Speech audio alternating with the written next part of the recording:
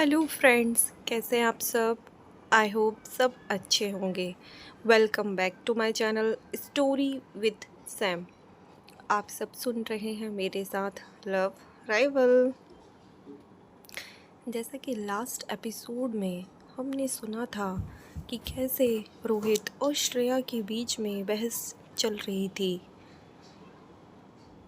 श्रेया ने रोहित की बातों से परेशान होकर उसको एक थप्पड़ भी मार दिया था, पर रोहित श्रेया को मार नहीं पाया।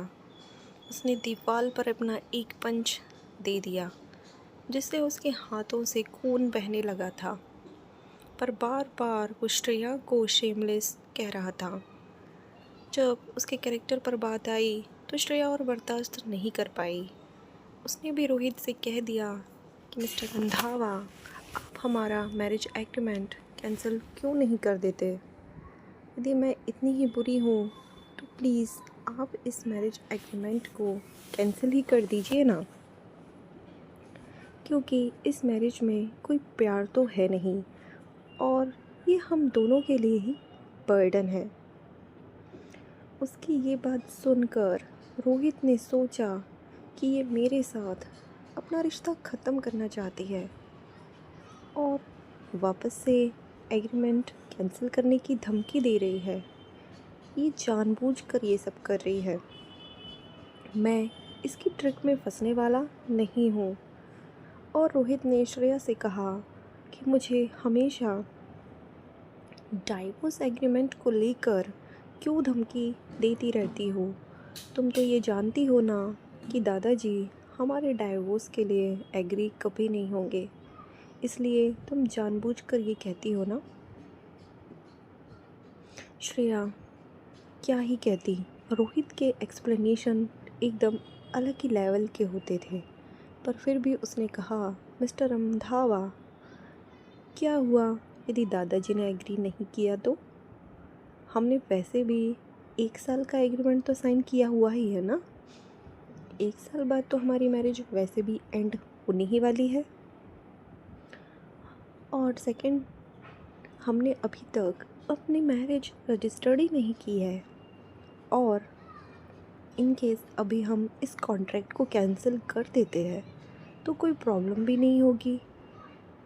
और आप मुझे एक और टर्मिनेशन लेटर भेजते हैं तो मैं आपको प्रॉमिस करती हूँ कि मैं इमिडिएटली इसे साइन करूँगी और तुरंत आपकी लाइफ से चली जाऊँगी। अभी हमारे मैरिज रजिस्टर्ड नहीं है तो ये एक अच्छा चांस है इस कॉन्ट्रैक्ट को, इस मैरिज को एंड करने का।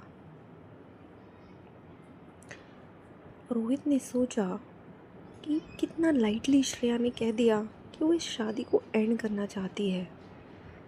वो यदि चली गई तो फिर चाइल्ड का क्या होगा और वो अपने ग्रैंडफादर को क्या ही एक्सप्लेन करेगा। और यदि ग्रैंडफादर को कुछ हो गया तो इसकी रिस्पॉन्सिबिलिटी कौन लेगा। मुझे लगता है कि ये मुझे पागल बना रही है और ये हमेशा कॉन्ट्रैक्ट कैंसिल करने की बात क्यों करती रहती है। वैसे भी मैं ये कैंसिल नहीं करने वाला हूँ और मैं इतनी आसानी से इसे जाने देने नहीं वाला हूँ। रोहित फाइनली अपने सेंस में आया और उसने श्रेया की तरफ देखते हुए कहा, एक्चुअली मैं अब समझा कि तुम ये रिलेशनशिप एंड करना क्यों चाहती हो, क्योंकि तुम्हारा लवर वो आहान आहूजा इस शहर में वापस आ गया है, राइट। और अब तुम अपने आप को उसे सौंपना चाहती हो, इसलिए तुम मेरे साथ ये रिलेशन ख़त्म करना चाहती हो, राइट। और वैसे भी उस आहान ने ही तुम्हें मेरे पास भेजा था ना। ये तुम दोनों का गेम था कि वो जानबूझकर तुम्हें मेरे पास भेजे और मेरी कंपनी के सीक्रेट्स फाइंड कर सके, राइट। रोहित ने ये सब ऐसे ही फ्लो में कह दिया। बट श्रेया ने सोचा, रियली ये आदमी कितना इम्प्रेसिव है। इसको तो एक स्क्रीन राइटर होना चाहिए था। इसकी इमेजिनेशन वर्ल्ड क्लास है। तभी श्रेया ने सोचा, ओके, रंधावा ग्रुप्स जो है वो इतना बड़ा है और हमारी company jewellery R R jewellery store Randhawa groups के अंदर आती है और वो इस बड़ी कंपनी का बॉस है। इसलिए उसकी इमेजिनेशन भी तो हाई क्लास ही होगी ना, जिसका कोई सेंस ही नहीं बनता। पर श्रेया ने आर्ग्यू करने में अपना टाइम वेस्ट करने की ज़रूरत ही नहीं समझी, क्योंकि रोहित तो उसकी बातों पर विश्वास करता ही नहीं। इसलिए उसने भी कहा, मिस्टर रंधावा, वाओ, आपने एकदम सही गैस किया, इम्प्रेसिव। रोहित ने जब ये सुना तो वो धीरे से श्रेया के पास आया और उसके कान में धीरे धीरे कहा, मैं तुम्हें एक बात अच्छे से बता देता हूँ, इन केस तुम इस कॉन्ट्रैक्ट को कैंसिल करना भी चाहती हो तो वो नहीं कर पाओगी। जितना तुम इस कॉन्ट्रैक्ट को कैंसिल करना चाहोगी उतना ही मैं तुम्हें जाने नहीं दूंगा। तुम क्या सोचती हो, मैं अपनी शादी ऐसे ही ख़त्म कर दूंगा? जब तक मैं तुम्हें प्रॉपर टॉर्चर नहीं कर लेता मेरा मन नहीं भरेगा। और ऐसे कैसे मैं उस अहान अफूजा के हाथ में तुम्हें दे दूं? मैं तुम लोगों की स्कीम सक्सेस होने कभी नहीं दे सकता। श्रेया ने मन ही मन रोहित को बहुत गालियाँ दी, उसे बहुत गुस्सा आ रही थी। पर जैसे ही रोहित श्रेया के करीब आकर ये सब कह रहा था, श्रेया को एकदम अजीब सा फील होने लगा। रोहित को भी श्रेया के पास से एक यूनिक फ्रेगरेंस आ रही थी और वो श्रेया की तरफ अट्रैक्ट हो रहा था। पर जैसे ही वो श्रेया को किस करने वाला था कि तभी सडनली उसे पीछे से एक औरत की आवाज़ आई, रोहित। अचानक से रिया की आवाज़ सुनकर रोहित अपने सेंस में आया और उसने श्रेया को थोड़ा दूर कहा, श्रेया को अपने से थोड़ा दूर कर दिया और उसने पीछे मुड़कर जल्दी से देखा और कहा, रिया। उसने देखा कि रिया अकेली रेस्टोरेंट के बाहर खड़ी है और ठंड में एकदम काँप रही है। उसने बहुत ही पतली ड्रेस पहनी है और एकदम वीक समझ में आ रही है। उसे लगा कि शायद रिया को ठंडी लग जाएगी, इसलिए वो घूमा और जल्दी से रिया के पास चला गया।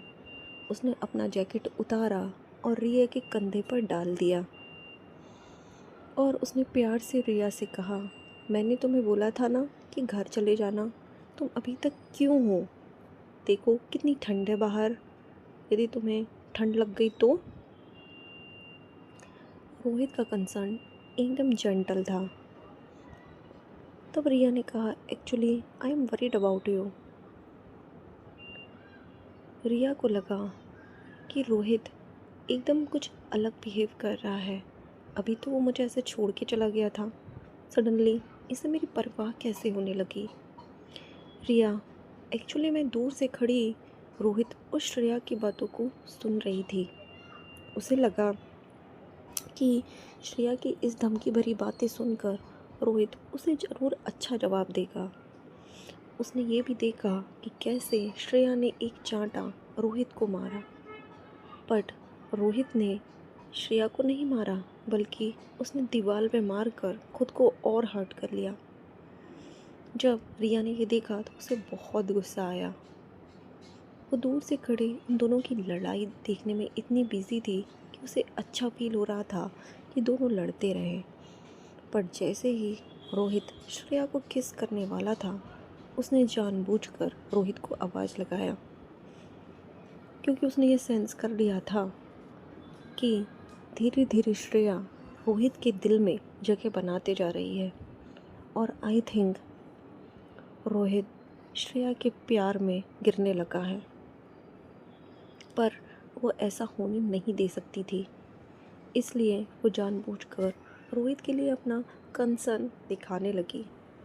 उसने देखा कि कैसे रोहित के हाथ से ब्लीडिंग होती जा रही है और उसने जानबूझकर ऐसा दिखाया जैसे कि उसने पहली बार देखा है। उसने सरप्राइजिंगली कहा, ओह रोहित, ये क्या हो गया है?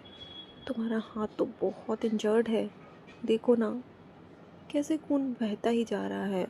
चलो लेट्स गो, हमारे हॉस्पिटल चलते हैं, बैंडेज भी करा लेंगे। तब रोहित ने कहा, नो वरीज़, प्लीज़ तुम ऐसी कोई बातें मत करो, मैं ठीक हूँ, तुम मेरी चिंता बिल्कुल मत करो। पर श्रेया ये सब देख रही थी तो वो समझ गई कि रिया कितना नाटक कर रही है। उसे रोहित के लिए बुरा भी लगा, क्योंकि रोहित नहीं जानता था कि रिया किस टाइप की विमेन है। श्रेया जानती थी कि रिया एक अलग ही दुनिया की इंसान है, क्योंकि वो जानती थी कि उसके पास बहुत सारी ट्रिक्स हैं रोहित को अपने पास रखने की और अट्रैक्ट करने की। उसने जानबूझकर एक थिन ड्रेस पहनी। ये उसकी यूजुअल मेथड है, जिससे रोहित उसकी परवाह करे। वो अपने आप को हमेशा वीक दिखाती है, जैसे रोहित उसके लिए कंसर्न करे। पर श्रेया ने सोचा कि इन दोनों लवी डवी कपल को आपस में छोड़ देना चाहिए, मुझे क्या ही करना है। उसे भी बहुत ठंड लग रही थी और वो सोच रही थी कि इन दोनों के बीच में मेरा क्या ही काम है। मुझे अपना टाइम वेस्ट नहीं करना चाहिए और मुझे यहाँ से निकल जाना चाहिए। जैसे ही रोहित ने अपना सर घुमाकर श्रेया को देखना चाहा, उसने देखा कि श्रेया ऑलरेडी दूसरे डायरेक्शन में पैदल ही जाने लगी है। रोहित ने देखा कि स्ट्रीट लाइट्स भी नहीं जल रही हैं और वो बेचारी अकेली अंधेरे में चल रही है। और उसका बैग देखकर रोहित ने सोचा, कितनी ज़िद्दी है ना ये लड़की। पर उसको ऐसा देखकर रोहित को दिल में बुरा लगा। उसे लगा जैसे उसके दिल में किसी ने खंजर घोंप दिया हो। उसने फिर से श्रेया को बुलाना चाहा, हे श्रेया, बट श्रेया ने पीछे मुड़कर देखा ही नहीं, क्योंकि उसने डिसाइड किया था कि हम स्ट्रेंजर की तरह रहेंगे। बट उसको ऐसा जाते देखकर रोहित एकदम फ्रस्ट्रेट हो गया। आखिर ये लड़की समझती क्या है? इसने मुझे गुड बाय भी नहीं बोला, इवन एक कॉल भी नहीं किया, मुझे बिना बताए ऐसे ही चली गई। कितनी एरोगेंट है। फिर भी रोहित उसके पीछे जाना चाहता था, पर जैसे वो जाने के लिए हुआ, रिया ने उसको रोक दिया। हे रोहित, श्रेया तो जा चुकी है, प्लीज़ हम भी चलते हैं, यहाँ बहुत ठंड है ना। रोहित के पास अब कोई चॉइस नहीं थी, उसे रिया को लेकर घर जाना ही पड़ा। पर जिस मोमेंट पर रोहित रिया के साथ निकला, रिया ने श्रेया की जाते हुए डायरेक्शन में देखा और एक अलग ही हंसी उसके चेहरे पर दिखाई दी और उसकी आंखों में एक अलग ही चमक थी। उसने मन ही मन सोचा, just wait and watch miss Shreya, मैं तुम्हें इतनी आसानी से जाने नहीं दूंगी। तुम मेरे रोहित को मुझसे अलग नहीं कर सकती।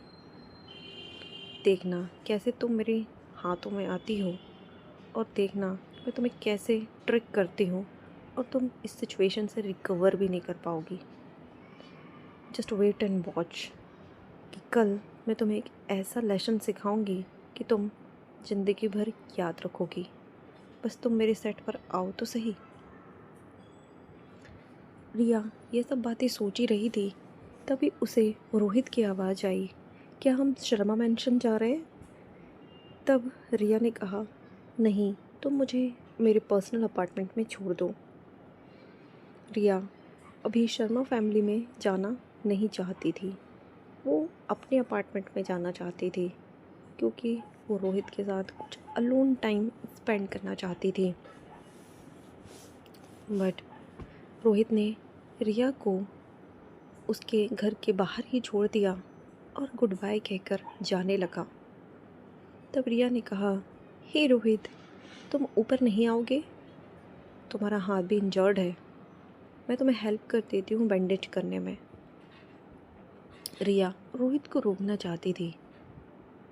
वो चाहती थी कि रोहित यहाँ पे रुक जाए और वो दोनों कुछ लोनली टाइम स्पेंड कर पाए। बट रोहित ने मना किया, नहीं, मैं जाना चाहता हूँ। रिया रोहित के सामने हमेशा इनोसेंट बनने का नाटक करती रहती थी। रोहित की नज़रों में उसकी जान रिया ने बचाई थी, इसलिए वो उसके साथ हमेशा अच्छा व्यवहार करता था, उसके साथ हमेशा अच्छा ट्रीट करता था। और रिया भी इनोसेंस बनने का, प्योर बनने का नाटक करती रहती थी। इसलिए आज तक उसने रोहित को करीब आने नहीं दिया, ना ही कुछ फिज़िकल रिलेशन बनाए, क्योंकि वो चाहती थी कि रोहित उसे एक रिस्पेक्टफुल गर्ल की तरह दिखे और आफ्टर मैरिज ही वो इस रिश्ते को आगे बढ़ाए।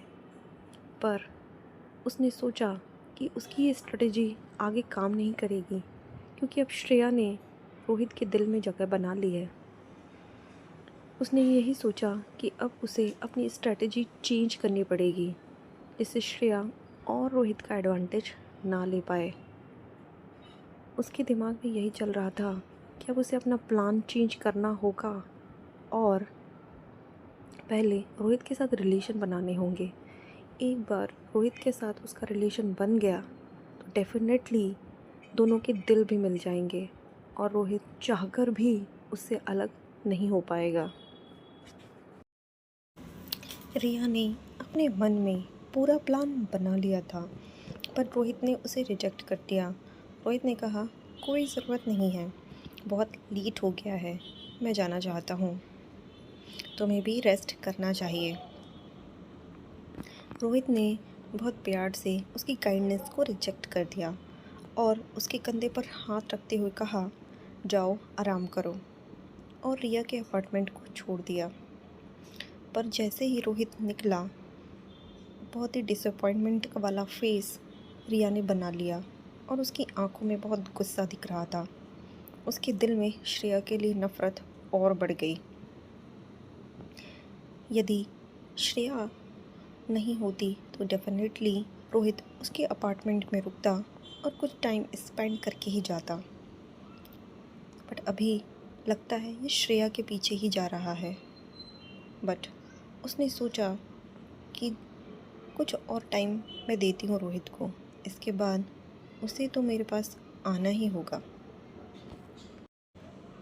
रिया को ऐसा लग रहा था कि शायद अब वो बहुत ज़्यादा देर तक रोहित को अपने पास नहीं रख सकती, इसलिए क्योंकि उसका हार्ट धीरे धीरे चेंज हो रहा है। उसके हार्ट में श्रेया ने जगह बना ली है। यही सोचते हुए उसने अपनी मुट्ठी बांध ली और उसकी नेल्स उसकी स्किन पर निशान कर गए और ब्लड निकलने लगा। और उसने गुस्से में कहा, श्रेया, ये सब तुम्हारी गलती है, आई हेट यू। वहीं दूसरी तरफ अपने घर जाते समय रोहित ने अपने असिस्टेंट तनय को कॉल किया और उससे 2 चीज़ें पता करने के लिए कही। पहला कि वो चाहता था कि उस होटल में जो इंसिडेंट हुआ था, जिसके बारे में श्रेया ने बताया, क्या वो रियल था। वो जानना चाहता था कि श्रेया कह रही थी कि उसने आहान आहूजा की माँ को बचाया है, ये सब सही है कि नहीं। उसने तनय को प्रॉपर इन्वेस्टिगेट करने के लिए कहा और एक एक डिटेल लाने के लिए कहा। वो चाहता था कि उसे पूरा मामला पता चले कि श्रेया सच बोल रही है कि नहीं। इन केस श्रेया ने उसे झूठ बोला है तो वो श्रेया को ज़रूर पनिश करेगा। यही बात उसके माइंड में चल रही थी। और सेकंड, उसने ये ऑर्डर किया कि टिफ़नी के मालिक से संपर्क करो, मुझे वो होटल अभी के अभी ख़रीदना है। मैं नहीं चाहता कि ये इंसिडेंट मेरे साथ दोबारा हो। वो डायमंड प्राइवेट रूम मेरा है और मैं चाहता हूँ कि मैं हमेशा वहीं जाऊँ। इसलिए मैं टिफ़नी को अपने रंधावा ग्रुप्स के अंडर करना चाहता हूँ, जिससे कि मेरा जब मन करेगा मैं इस डायमंड प्राइवेट रूम में जा सकता हूँ। रोहित ने ये सब बातें तनय को बोल दी थी, क्योंकि आज जब डायमंड प्राइवेट रूम में श्रेया और आहान डिनर कर रहे थे तो उसे बिल्कुल अच्छा नहीं लगा। पहली बात तो वो हमेशा वहीं रुकता था। और दूसरी बात कि ये प्लेस उसकी डिनर करने की है और अहान ने कैसे उसकी जगह ले ली, वो भी श्रेया के साथ। ये बात उसके दिल में घर कर गई थी। वो चाहता था कि वो जल्द से जल्द इस रेस्टोरेंट को अपने अंडर कर ले। सो फ्रेंड्स, आपको कैसा लग रहा है ये स्टोरी? आपको ये स्टोरी पसंद आ रही है तो प्लीज़ इस स्टोरी को लाइक करें, चैनल को सब्सक्राइब करें और हाँ, नए वीडियो के इन्फॉर्मेशन के लिए बेल आइकन दबाना मत भूलिए। और हाँ, आप अपने कुछ सुझाव कमेंट सेक्शन में देना चाहते हैं तो प्लीज़ ज़रूर बताइएगा। कहानी इम्प्रूव करने में हेल्प मिलेगी। चलिए मिलते हैं नेक्स्ट एपिसोड में और देखते हैं कि इन चारों की लाइफ क्या मोड़ लेती है। तब तक के लिए बाय बाय।